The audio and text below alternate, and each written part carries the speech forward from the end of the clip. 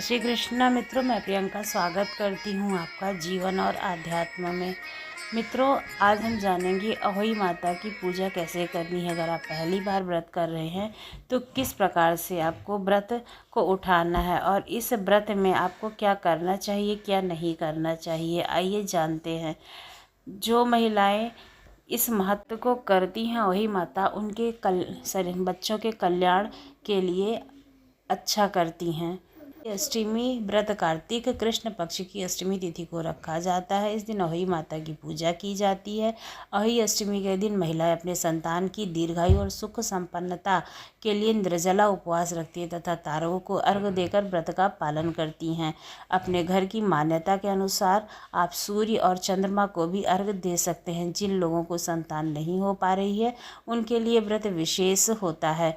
जिनकी संतान नहीं है वो इस व्रत को कर सकते हैं और इससे शुभ फल मिलता है। ऐसी प्रचलित मान्यताएं हैं। अहोई अष्टमी के दिन यदि कोई संतानहीन जोड़ा गोवर्धन मार्ग पर स्थित राधा कुंड या कृष्ण कुंड में स्नान करता है तो अवश्य ही उसे संतान का आशीर्वाद मिलता है। सामान्यता है इस दिन विशेष प्रयोग करने से संतान की उत्पत्ति और कल्याण भी होता है। यह उपवास आयु कारक और सौभाग्य कारक होता है। आइए जानते हैं अहोई अष्टमी की पूजा विधि क्या है। ये निर्जला रहकर क्यों किया जाता है। सुबह और शाम को यह पूजा की जाती है, यानी कि दिन में 2 बार। जैसे आपके घर की मान्यता हो, अगर आपके यहाँ सूर्य को अर्घ्य देकर व्रत का पालन किया जाता है तो आप व्रत की पूजा सुबह कर सकते हैं। तारों और चंद्रमा को अगर अर्घ्य देकर व्रत का पालन किया जाता है तो आप पूजा शाम को कर सकते हैं। अब आइए जानते हैं पूजा विधि। प्रातःकाल स्नान करके अहोई माता की पूजा का संकल्प लेना चाहिए और फिर घर की उत्तर दिशा की दीवार पर गेरू या फिर पीली मिट्टी से अहोई कोष्ठक की एक पुतली यानी कि स्याह माता बनाएं और उसके साथ बच्चे बनाएं, या फिर आप बाज़ार से अहोई माता का कैलेंडर ला करके रख सकते हैं और नीचे चौकी बिछाएं। चौकी पर लाल कपड़ा बिछाएं और अहोई माता की बाईं तरफ 2 जल से भरे हुए लोटे रखें और उन पर एक प्लेट रखें और साथ में ही गेहूं की डोरी या फिर गेहूं की ढेरी बना करके आपको रखना चाहिए और उसके ऊपर ही दीपक जलाना चाहिए। कलश पर कलावा बांधें तथा भगवान गणेश और माता को कलावा समर्पित करें। पूजा के लिए चांदी की एक अहोई माता भी बनवा सकते हैं आप, जिसे बोलचाल की भाषा में साहू भी कहा जाता है। इसमें चांदी के 2 मोती डलवा करके विशेष पूजा किया जाता है। जिस प्रकार गले में पैंडल पहना जाता है उसी प्रकार चांदी की अहोई डलवानी चाहिए और डोरे में चांदी के दाने पिरोने चाहिए। हर साल इसमें दाने जोड़े जाने की भी परंपरा रहती है। फिर अहोई माता की रोली चावल दूध व भात से पूजा करनी चाहिए या फिर जो भी मिश्रण आपने बनाया हो, जो आपके यहाँ बनाया जाता हो, उसी से पूजा करें।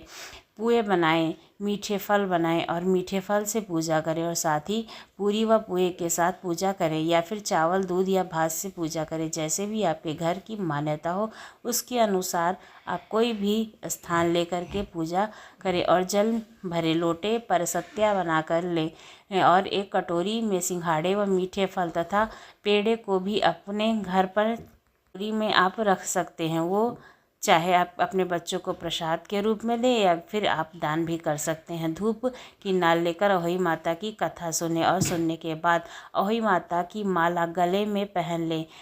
निकालें। बहने में जो भी आपके घर की मान्यता हो उसके अनुसार पूरी पुए मीठे फल जो भी आपके पास है, श्रृंगार का सामान, दक्षिणा, सासू माता की साड़ी रखें।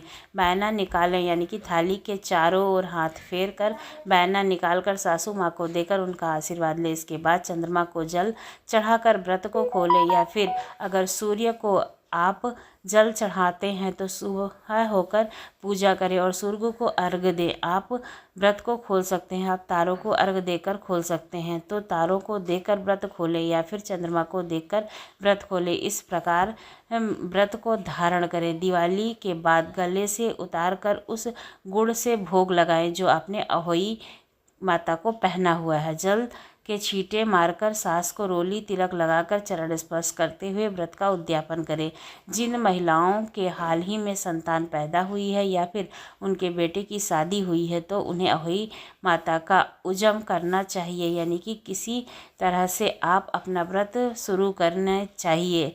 माताओं के घर बेटे का जन्म हुआ है या पहली बार व्रत रख रही हैं या फिर उनके बेटे का विवाह हुआ है तो उन्हें अहोई का उजमन ज़रूर करना चाहिए। उजमन के लिए एक थाली में 7 बर्तन लेकर, 7 बर्तन कुछ भी हो सकता है, कटोरी, ग्लास, उसमें 4-4 पूरी रखें और उन पर थोड़ा सा हलवा रखें, या हो सके तो पूरी और हलवे तो गीला कोई भी चीज़ रख सकते हैं जो आप घर में बना सकते हैं। हाथ के हाथ आप किसी को भी दे सकते हैं और पूरी और हलवा रखें, या फिर कोई भी बतासा जैसे है या कोई भी बाज़ार से मंगाई हुई मिठाई भी आप रख सकते हैं।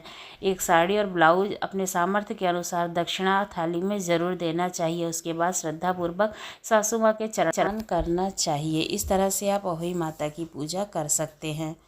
इस पूजा में व्रत कथा ज़रूर सुननी चाहिए। तो आइए सुनते हैं व्रत कथा। साहूकार था, उसके 7 पुत्र और एक बेटी थी। बेटी दीपावली में पूर्व आई हुई थी और साहूकार की बहुएं मिट्टी खोदने के लिए जा रही थी।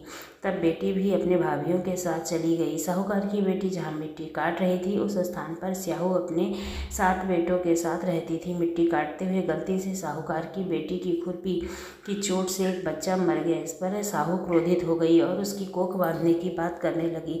साहू के वचन सुनकर साहू की बेटी अपनी भाभियों से बार बार विनती करने लगी कि उसके बदले कोई कोख बंधवा ले। उसकी छोटी भाभी इसके लिए तैयार हो गई और उसके बाद छोटी भाभी ने जो बच्चे होते थे वो हर बार मर जाते थे। हर 7वें दिन पर वो मर जाते थे। 7 पुत्रों की इस प्रकार मृत्यु होने के बाद उसने पंडित को बुलवाकर इसका कारण पूछा। पंडित ने सुरही गाय की सेवा करने की सलाह दी।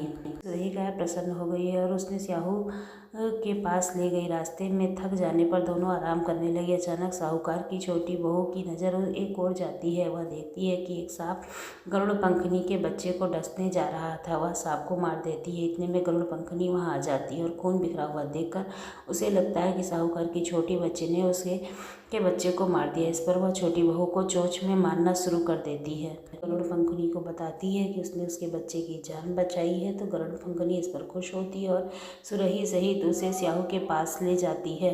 यहाँ स्याहू छोटी बहू की सेवा से प्रसन्न होकर उसे 7 पुत्र और 7 बहू होने का आशीर्वाद देती है। साहू के आशीर्वाद से छोटी बहू को 7 पुत्र और 7 बहुओं वाला हरा भरा परिवार मिलता है।